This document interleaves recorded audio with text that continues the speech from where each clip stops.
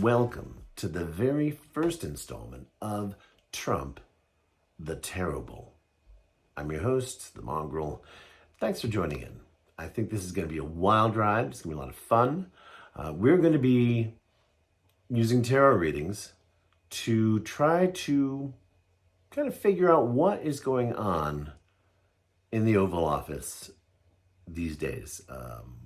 What are some of the effects of the president's executive orders, policies, bombastic statements, appointments, all of these things through tarot readings that I hope will maybe illuminate, inform, probably entertain in kind of a dark way, if you could have that dark entertainment. And this whole idea came out of realizing that there's no way to keep up with this news cycle. I mean, things just come thick and fast. Oh, every day, 5, 6, 8, 12, just shocking news items.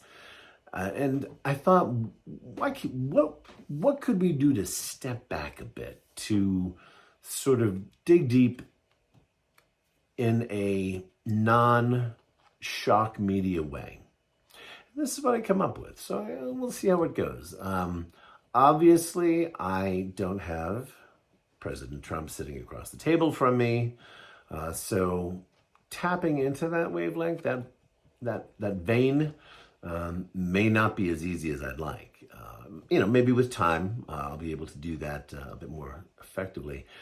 So right now, it's basically, really based on the cards. So we'll have to just see how this goes. I have no idea, frankly, because this is my first time doing, well, not exactly my first time. I did used to do readings for Berkshire County in general. And you can't have an entire county sitting across the table from you. So and it was fairly effective. I found, after a while, I kind of got the yen of it there. What else? We're going to be using a great deck. I love this deck. It's a fairly new deck. It's called Bianco e Nero. No, I think it's just Bianco Nero. And it's by Proietto. And take these glasses off so I can read. Don't have my cheaters with me. But I'll read this, from the card. About the artist, Marco Proietto was born in Rome, Italy in 1982. In 2001, he obtained a high school diploma at the Primo Liceo Artistico of Rome. Later, he attended the Accademia di Belle Arti of Rome, specializing in painting. After his academic studies, he pursued personal projects and participated in art exhibitions with oil paintings and ink illustrations. In 2006, he was admitted to the Scuola dell'Arte della Medaglia, in parentheses, Istituto Poligrafico e Zecca dello Stato, where he examined in-depth engraving and sculpture techniques, in parentheses, plate engraving, steel engraving, modeling, vitreous enamel, and repoussé. Between 2011 and 2014, he worked as a graphic designer at a publishing house. I'll put a link to his LinkedIn page, or rather his, not his LinkedIn page. No, not his LinkedIn page. His Instagram page, where you can see his work. He has not only this deck, he is coming up with sort of a second edition of this deck, which is a little bit different. And he's going to be coming out with color versions, I think, of each deck. I chose this deck as my sort of new second deck. My original deck that I've used for years is the Aquarian Tarot. Love it. I was looking for something a little more, well, black and white, I guess. It's a very austere deck. It's a very dramatic, emotional deck. And it takes, it took a little getting used to, but now that I'm there, I'm pretty fond of it. And And I will probably buy the color version when it comes out through US Games.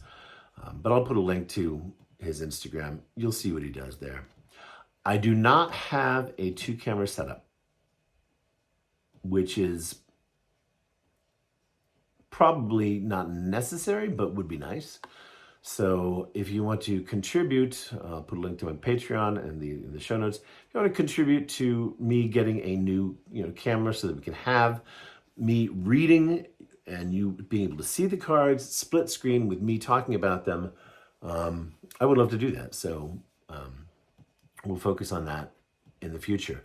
So for now, probably I will just switch this camera over to a bird's eye view of the cards, and I'll come back afterward and we'll talk a little bit about sort of my impressions of the whole spread. If you have any questions, put them in the comments. If you have any interpretations that you think I missed, perhaps, or didn't elaborate on adequately, let me know. Let me know in the comments, because this could be, I think, a really great community. And if you happen to be a card reader as well, if you happen to be a tarot card reader, definitely comment on what you think about this channel. So with that, I'm going to hit the pause button, and we're going to move the camera, and we'll get going right after this. Okay, so any other housekeeping? I have switched over to my blue Yeti microphone, condenser microphone. No reason, just because I don't have 2 cameras, that I can't sound great, right? That's about it. So let's get right to it. There may be times that I do a sort of general what's in store this week for President Trump. But I think for the first few episodes, we are going to actually have issues that are very timely, and that will give us sort of a way to sort of get used to this format, and see how it goes, and see if it needs to be tweaked, anything like that. But we do have a few, and it was hard to choose. As I said, the news stories come just bam, bam, bam, bam, one after the other. But this one I thought was interesting. Today, what is it? Monday, March 3rd, President Trump issued an executive order saying that English is the official national language of the United States, which is something that the founders very decidedly chose not to do. They decided not to make English the national language. There was actually even a time, I think, that German was considered to be a possible contender for that thing. But over the last 200 and some odd years, people have made attempts to have English designated the national language, and they've always been squashed for reasons that we're not going to get into because it's beyond the scope of this podcast or videocast. But it's worth knowing that this is something that the founders thought about, chose not to do, and here we are in 2025, and we are now looking at a national language. So I'm not here to debate whether or not it is constitutional or whether this is something Congress has to vote on. We're just here to talk about the event and what the repercussions might be. So I'm going to take a sip of water.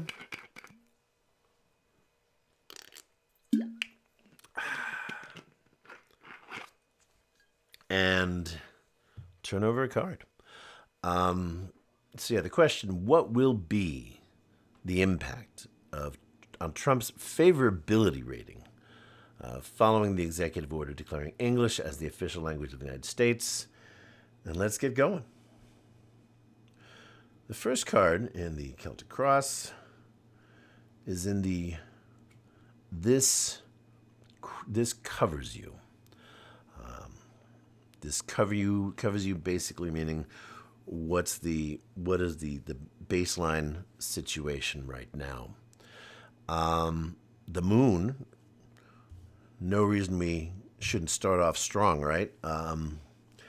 It's a power card. It is part of the Major Arcana,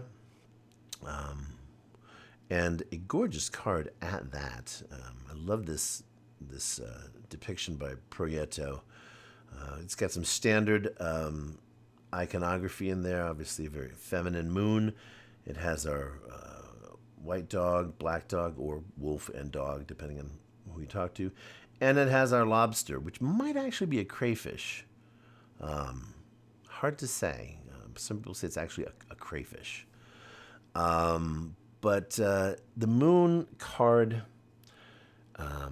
typically signifies intuition, possibly deception, emotion, and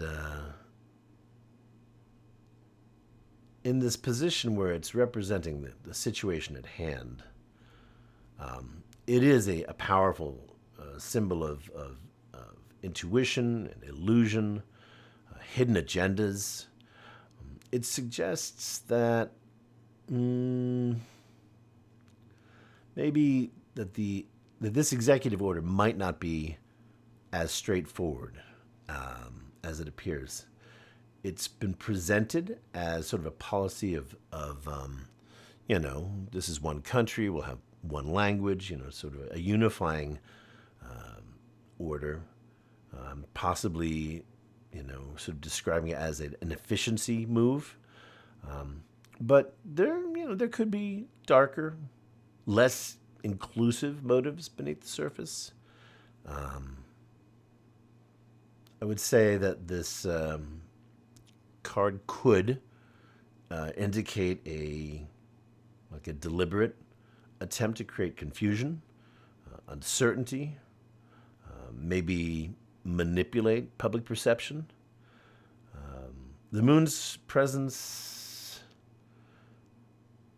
I don't know, it suggests that the actual intentions behind this executive order might be hidden. They might be obscured.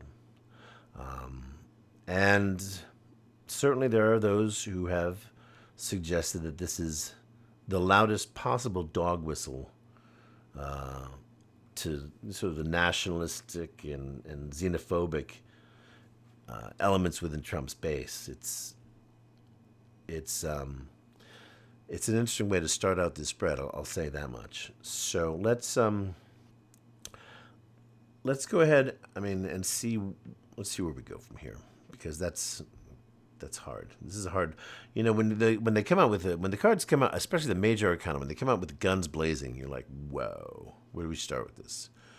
Okay. Next, this crosses you. Typically, this suggests what sort of obstacles, challenges the subject faces. The Six of Wands is normally sort of a triumphant card. Recognition, respect, accolades. You see the wreath there, and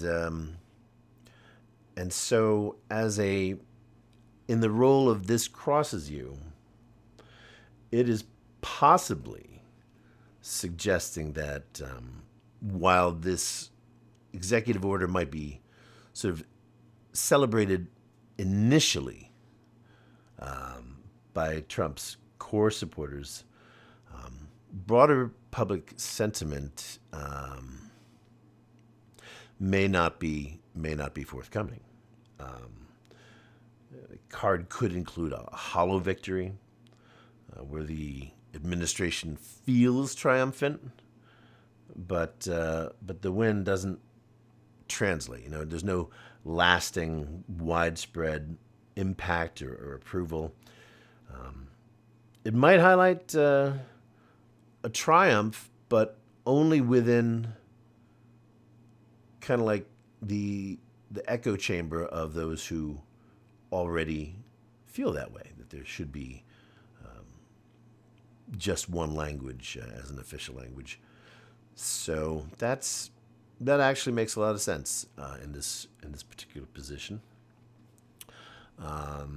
because obviously he's already got detractors saying that this is a really brazen move. let's go on to the third card. This card crowns you. Sometimes thought of as the sort of hopes and aspirations, or the best that can be expected given the circumstances. And we're looking at the Three of Pentacles.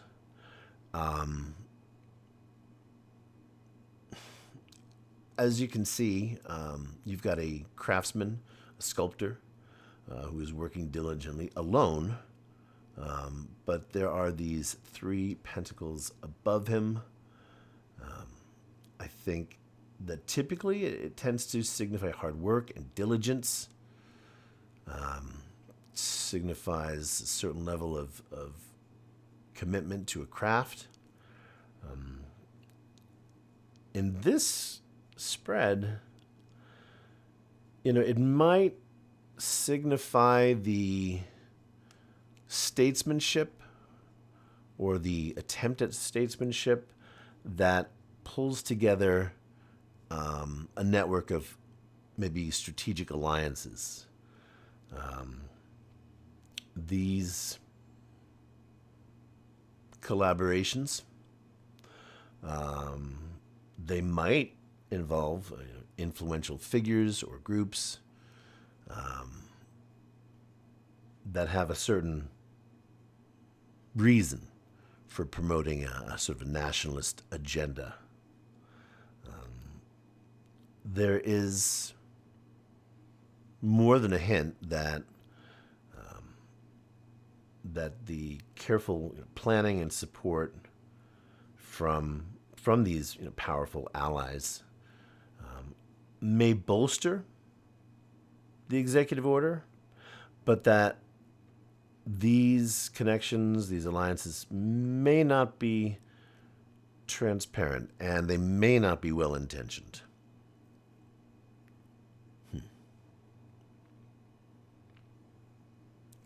Let's sit there and sort of see how it compares to... let's leave the moon out here. All right, let's go on to the fourth card, which is this card is beneath you, which represents the foundation of the question at hand, the problem at hand. Queen of Cups.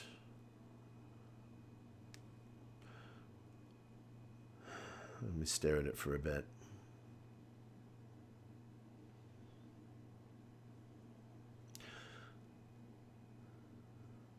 The Queen of Cups typically represents, empathy, compassion, emotional maturity, positioned as here, in the sort of, this is the foundation card. It could indicate that Trump is attempting to project some sort of image of, concern for the national unity. But, under a more critical interpretation, it could also be a suggestion that there's this attempt to exploit the emotions of the country, create like a false sense of security, and the White House could be using, the language of empathy and compassion to mask the the less well-intentioned goals. I'm also getting that the Queen of Cups, interestingly, could foundationally be the this is hard. The issue of sanctuary cities, Boston and Chicago and other cities that are sanctuary cities that are points of compassion. There are policies that have been in place. I wouldn't say that either Obama or Biden were especially compassionate people, but compared to Trump, yeah, very much so. There may be that some of this issue, this executive order, the foundation of it is a way of undoing or erasing or spitting in the eye of efforts in the past to create a safe and welcoming environment for people who speak other languages. And mostly these languages that we're talking about are, Spanish. So, I mean, I don't hear a lot of people on the right complaining about all the damn, German speakers that they're running across, or the blasted Italians that just keep speaking Italian in public. I'm not hearing a lot of that. So I'm thinking that part of the reason that this Queen of Cups card is here has to do with the environment of tolerance that is being swept away. Yeah, that's kind of where I'm landing on that. All right, the next card is this card is behind you.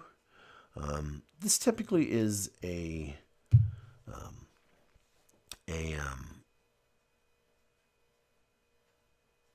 well, firstly, the position is things in the immediate past or things that are passing away, things that are going, sort of fading away.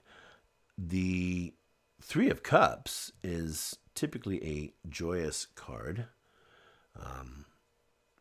It suggests harmony, and it suggests friendship, and it suggests celebration. But in the reversed position, as it is here, it is the end of harmony. It is discord. It is, upheaval of friendships, relationships, and it's pointing to, I don't know, probably recent division, and recent friction between, as I pointed out with the Queen of Cups, probably a break from an inclusive, tolerant environment. There's an element of togetherness that is passing away. Now, whether this means it is passing away in the nation, from the nation, or whether it's passing away simply within government is hard to say at this point. We know that getting rid of undesirables, whether by pushing them out or worse, it can start with policies, and then it can eventually reach a breaking point with public sentiment, in which people are willing to join in the destruction of safe, harmonious, tolerant relationships with the other. That's when we're going to have to be looking at, I think, in the coming weeks. I think we'll understand this card more in the coming weeks. What does it mean by recent past? Hard to say at this point. Let's move on. Let's go to the number 6 card. It is This is Before You. This is typically move these over just a tiny bit. This is immediately before you. What's in the immediate future? King of Wands. King of Wands typically represents, in the upright position, it represents wisdom and represents authority used well and wisely.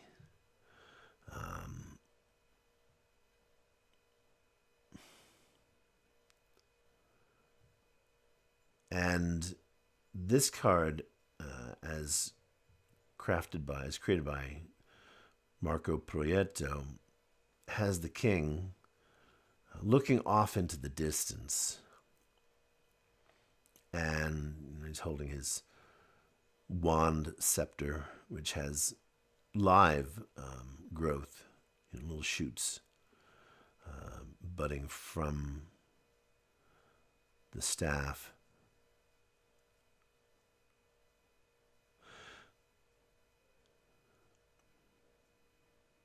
I'm feeling like we're talking about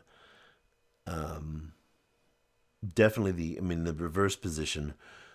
This is a king that is, probably authoritarian, maybe impulsive, no stranger to the abuse of power, and a perfect willingness to abuse power. And what I'm looking at here, I'm looking at these little buds coming from the staff, and I'm interpreting them as things that are growing because of this executive order, possibly the birth of the growth of dissent, perhaps pushback. The card could suggest, anyway, that there has been an overreach, and in the immediate future, this sort of forceful push on this English-only agenda didn't really take into consideration dissenting voices. Suggests that Trump may double down on this policy and try to use it as a tool to, establish control, and reinforce a certain cultural narrative. And it's probably going to lead to increased criticism of Trump's leadership style and what his goals are.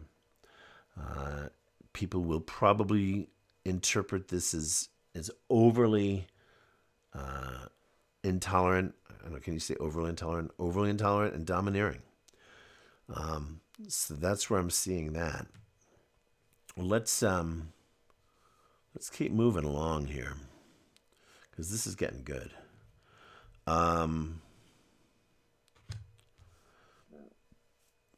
Okay, here we have this represents you, in this case, Trump's view of this situation. Now, the Ace of Cups, this is, well, it's kind of unexpected, because the Ace of Cups is traditionally a sign of new beginnings and emotional replenishment, and relationships that are healthy. In this position, in this context, it could suggest that Trump and his administration truly feel that this is good for the country, and that there's not exactly a cynical motivation, but a genuine feeling that an English-only America is a better America. I don't know. I mean, that's possible. It's also possible that that these feelings are manufactured, not exactly representative of the way the administration feels, but is pushing this sort of feel good. What's a feel good narrative for his supporters? Well, that kind of makes sense. Maybe that makes sense. The idea that there is this sort of feel good new beginning, and maybe even trying to convince his base that this is, and the rest of the country, that this is actually going to stitch the country together. Though I'm leaning more toward this is manipulation, an attempt to manipulate emotions. That tends to be, I think that's where I'm landing on that one. Next card, the 8th card, is the effect of your environment. That's interesting. So the effect of your environment on the situation, on the question at hand. This card is it's a Pentacles, and Pentacles are concerned with the material world. I should have mentioned that earlier, but they're concerned with things like wealth and land and holdings and security.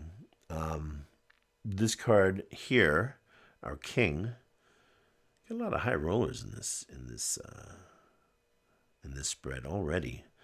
King of Pentacles embodies, wealth, stability, pragmatism, and in context of this question, it might suggest that the external influences, because remember that's what this card is all about, are coming from wealthy, powerful individuals, groups that have an influence on President Trump, likely to shape the message, shape the narrative here.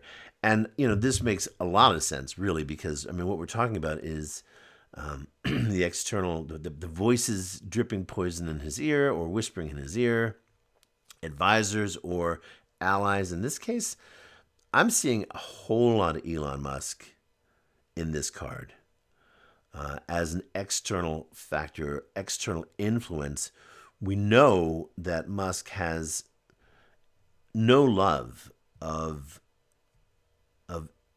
certain kinds of immigrants, of migrants. He has spoken about Europe in his suggestion that they need to get a hold of their migration policies, that they need to stop migration. He has had nothing but good things to say about the extreme right. He has given both money and public support for AFD, Germany's far right, I think number 2 vote getter in their last elections. So he's and he frequently retweets, sort of neo-Nazi adjacent posts on Twitter, known now as X. So in terms of as a external influence, I feel like Elon Musk and those like Elon Musk, nothing could be clearer. Powerful, wealthy people affecting national policy. It's nice to get an easy one, a slow ball, softball. Let's go back to our pulling, and we'll take the number 9 card. Another pentacle.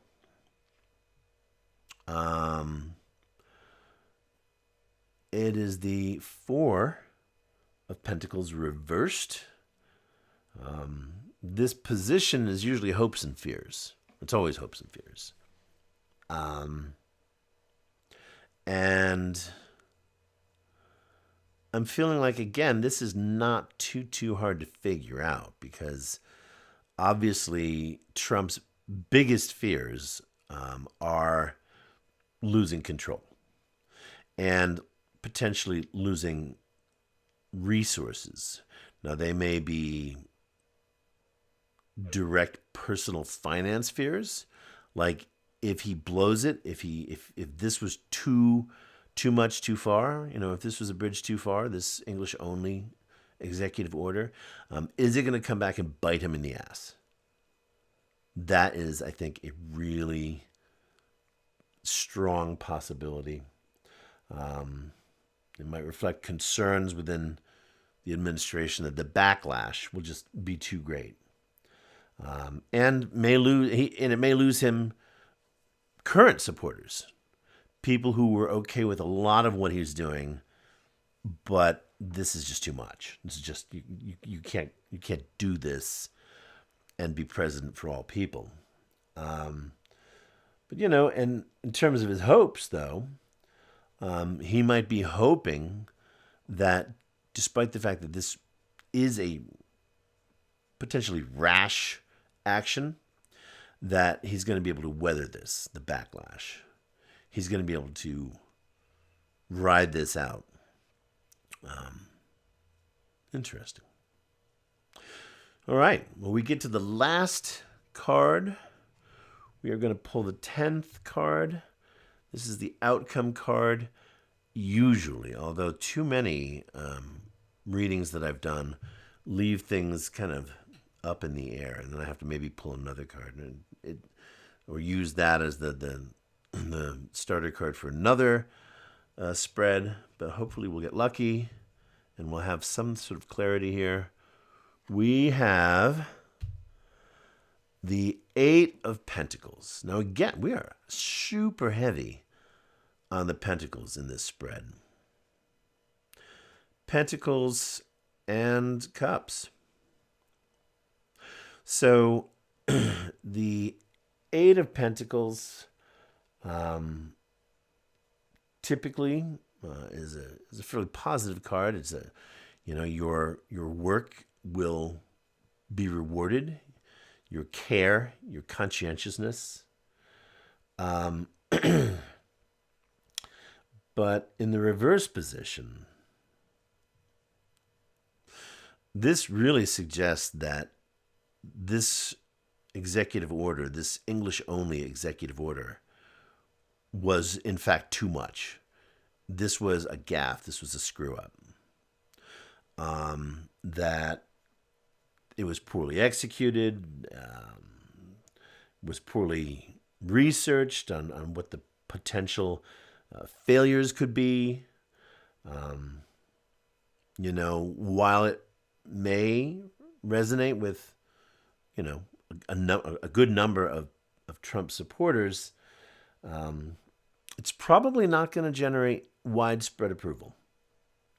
And his favorability rating is probably going to take a hit. And in part, I'm thinking, too, that many Latinos and Hispanics, men particularly, supported him this election. And that could be a problem. They might have supported him and not realized just how far he would go in sending anti-immigrant messages out there. I think, too, there may be, because, the 8 of Pentacles is usually about solid results after, solid effort.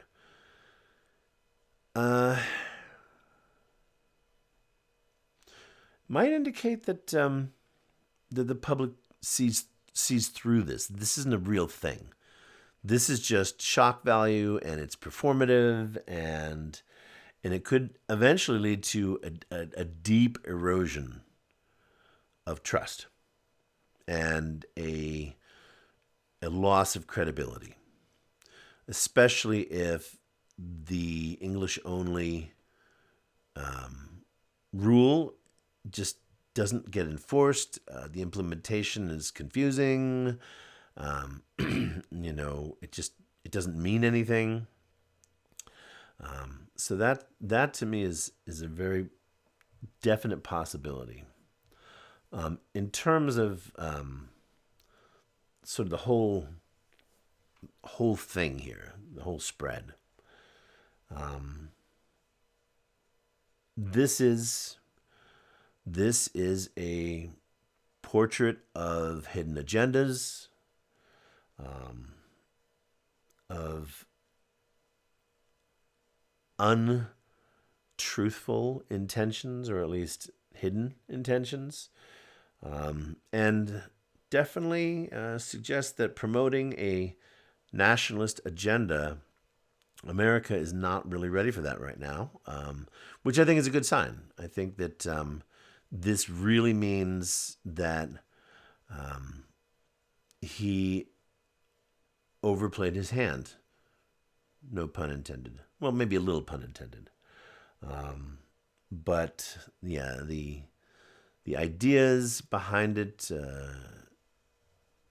and the attacking the foundation, which is we are a nation that is tolerant. We are a nation that still believes in the give me your tired.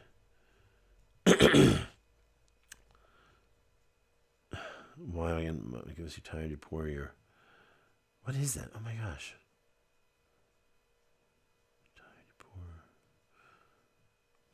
Oh, damn it. The new Colossus and Lazarus. Yearning to be free, though. I mean, you're tired, you're poor. Oh, huddled masses.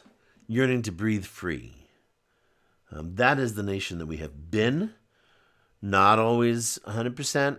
I'm not going to lie. I mean, we've had some really shameful periods in our history, but I think in terms of the long arc of our feelings about immigration, we have a pretty solid base of tolerance and compassion.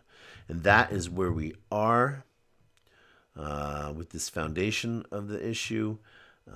And I think that is where we are of this is what he's trying to crush. This is in that recent past. And we're going to have to find out. I mean, we're going to have to really think about the fact that this card suggests a passing away of harmony and togetherness. And is that something that's within the administration, within the conservative movement, or are we looking at a broader trend? So we're going to be looking for that in the future. In the immediate future, we're going to be looking to see if this upside down King of Wands really is realizing, or maybe he doesn't even have to realize it, to be honest. Is this upside down King of Wands looking at least an immediate future of he screwed up? And we'll have to see that.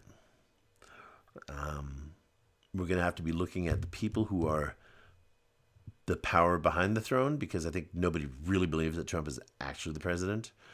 I mean, he is, but, he's just responding to, whoever's supporting him, I guess. And we're going to be looking at this failure. Is that outcome a month from now? Is that outcome 4 years from now? Or is that outcome even longer into the future? I suspect not. I think that this is a flop, and I think that it is the beginning of some real serious blows to his support, his approval rating. And I think we're going to start seeing that. If I had to guess, I would say that by spring, which is only a few weeks away, we're going to start seeing the impact of this botched executive order. So that is it. I'm going to switch back to my camera on me, and we'll end this, and we'll just talk a little bit more about the spread and about the future of this show. So hang on just a second, and we'll get back to my shaggy face. All right, here we go. Okay, so that was our first installment of Trump-the-Tarot-ble. And I hope you liked it. I know I did. I hope you got something out of it. I know I did. I could not have asked for a better first spread to kick off this series, honestly. There's a little bit of murkiness here and there that I'm not sure about. I think the Ace of Cups threw me. I think the Queen of Cups started to throw me until I kind of zoned in on it, and kind of let it speak to me. That's what you have to do sometimes. Sometimes the initial, book definition is just a guideline, and you have to kind of figure out where is it really trying to take you. Other cards, no question. I mean, these were some pretty rock solid interpretations, I think. Obviously, if you have insights that you'd like to contribute, comments, please. If you would like to contribute to the Patreon that I'm going to set up for this show, please do. It'll help me get a camera, so I can do a 2-camera setup. And who knows, maybe even a green screen and do some weird, wild effects. Probably not though, because I think just talking is good enough at this point. I don't know what next week's shoe will be about. Probably something that I cannot even begin to guess at. That's going to happen in the news. So yeah, I think this is a good start. If you have comments about really anything related to the show, be my guest. And if you have suggestions for what would be a good topic, hit me up with those. For now, again, thanks for watching. Trump-the-Tarot-ble, and we'll see you next week.